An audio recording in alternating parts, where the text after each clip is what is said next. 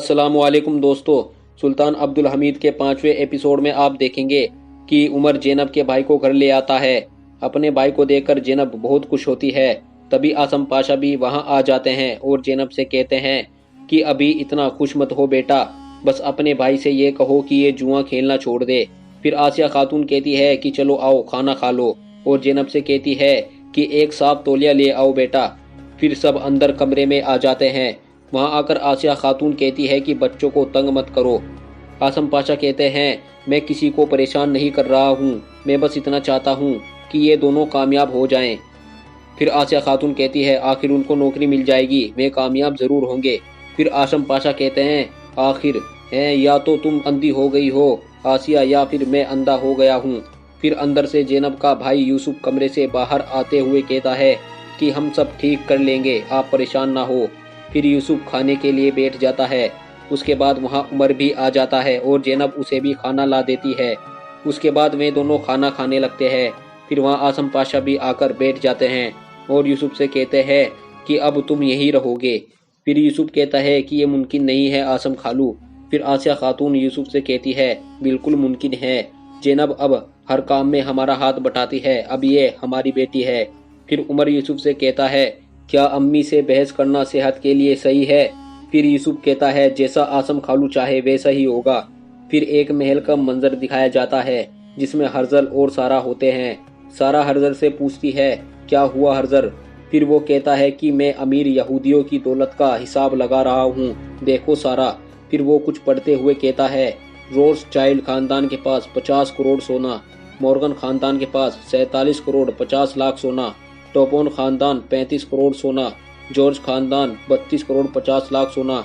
वो फिर कहता है कि अगर ये सब जमा कर लिया जाए तो दुनिया का आधा सोना बैठता है, और फिर भी इनके पास अपना मुल्क नहीं है। ये सुनकर सारा कहती है हाँ ये अफसोस वाली बात है, लेकिन उन्होंने इस काम की जिम्मेदारी तुम्हें सौंपी है हर्जल। सारा फिर कहती है अगर तुम्हें सब गरीब यहूदियों का साथ मिल जाए तो सब अमीर यहूदी तुम्हारे ताबे होंगे। फिर हर्जल कहता है तुम सही कह रही हो। फिर सारा कहती है महमूद पाशा की ओर से खबर आई है और कहती है कि हमें जल्द से जल्द हैराम को सुल्तान की कैद से निकालना है, और इसके साथ साथ दुनिया ये भी माने कि हैराम एक बेगुनाह पादरी है। ये सुनकर हर्जल कहता है कि महमूद पाशा एक खतरनाक इंसान है, उसे पता है कि चाल कैसे चलनी है। फिर सारा कहती है मैं लिख रही हूँ। फिर हर्जल उसे कहता है लिखो, लाल सुर्ख सुल्तान अब अपने ही लोगों के खिलाफ हो गया है और वो उन्हें सूली पर चढ़ा रहा है। वेटिकन से ईसाई बिरादरी की शिकायत, क्योंकि वो इस मामले पर अब तक खामोश हैं। सारा ये सब लिख रही होती है जो हर्जल उसे बता रहा है। हर्जल सारा से फिर कहता है कि तुम ये खबर बाकी सब अखबार को भेज दो। ये कहकर वो अपना कोट पहनने लगता है, जिसे देख सारा कहती है कि तुम कहाँ जा रहे हो?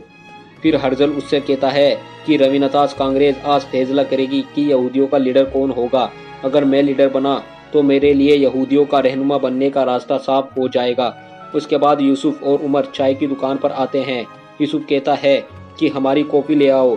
फिर एक आदमी कहता है कि बैठ जाओ, अभी कॉफ़ी बनने में देर लगती है, थोड़ा सब्र करो। फिर यूसुफ कहता है कि क्या हमें भी नहीं मिलेगी? फिर वो शख्स कहता है यूसुफ मेरे भाई खुशामदीद। फिर वे बैठ जाते हैं। फिर वो शख्स कहता है कि आखिरकार उमर ने कर्जा चुका दिया। फिर उमर कहता है नहीं आगा, मैंने कोई कर्जा नहीं चुकाया। फिर यूसुफ कहता है कि कर्ज किसी के पैसे या उमर ने नहीं चुकाया, बस किसी नेक बंदे ने कर्ज चुकाया है। अगर हमें उसका पता चल जाए तो हम उसका शुक्रिया अदा कर देते। फिर वो शख्स कहता है कि यानी जिसने तुम्हारा कर्ज चुकाया है वो भी ये बात छिपा रहा है, अब तुम्हें चौकन्ना रहने की जरूरत है। वे फिर कहते हैं कि बाहर की कैद महल की कैद से ज्यादा खतरनाक है। फिर यूसुफ उनसे पूछता है कि क्या हुआ है आगा?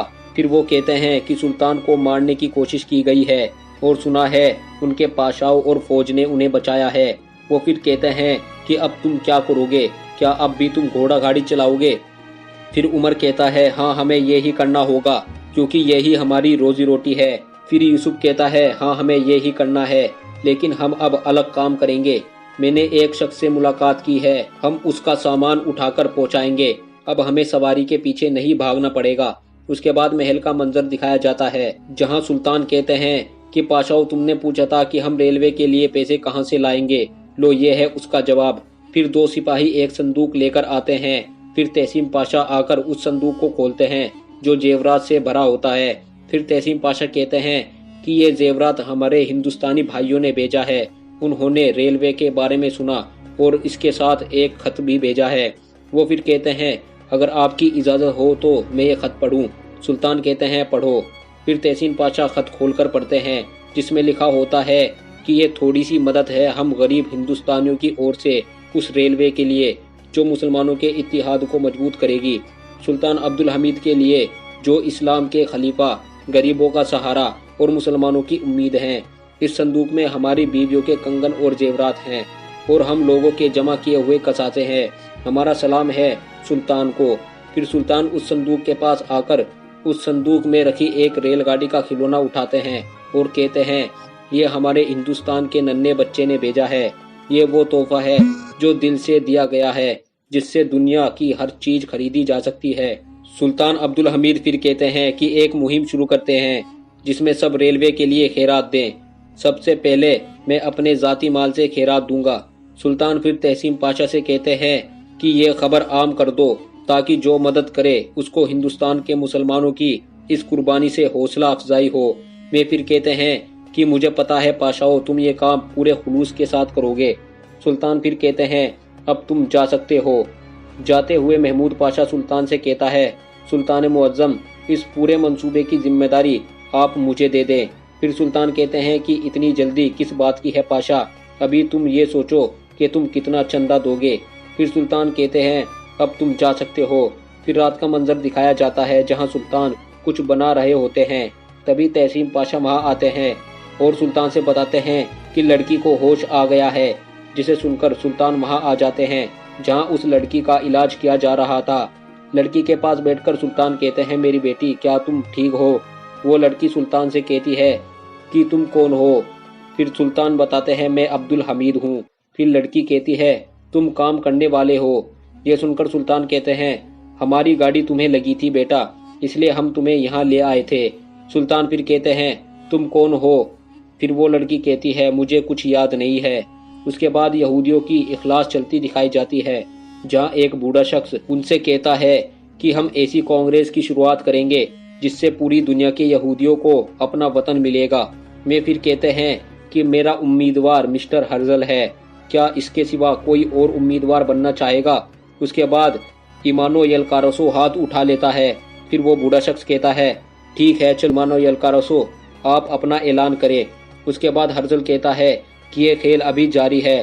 پھر یلکارسو کہتا ہے تو تمہیں اس کا نتیجہ پتا ہے۔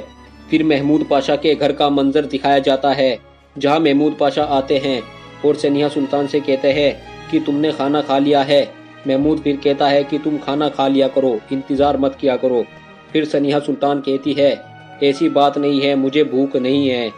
پھر محمود پاشا کھانا کھانے لگتے ہیں۔ پھر سنیا سلطان کہتی ہے کہ آپ نے مجھ سے جھوٹ کیوں بولا؟ یہ سن کر محمود پاشا لڑکھڑا جاتا ہے اور کہتا ہے کون سا جھوٹ؟ میں نے کوئی جھوٹ نہیں بولا۔ پھر سنیا سلطان محمود سے کہتی ہے کہ آپ کے بابا کو سلطان نے پاشا بنایا، آپ کو میرا شوہر بنایا، نہیں تو تم ایک عام سے پاشا تھے۔ وہ پھر کہتی ہے تم نے مجھ سے جھوٹ کیوں بولا؟ محمود کہتا ہے میں نے کوئی بھی جھوٹ نہیں بولا۔ سنیا سلطان کہتی ہے کہ اس رات عبد القادر کے ساتھ محل میں تم تھے۔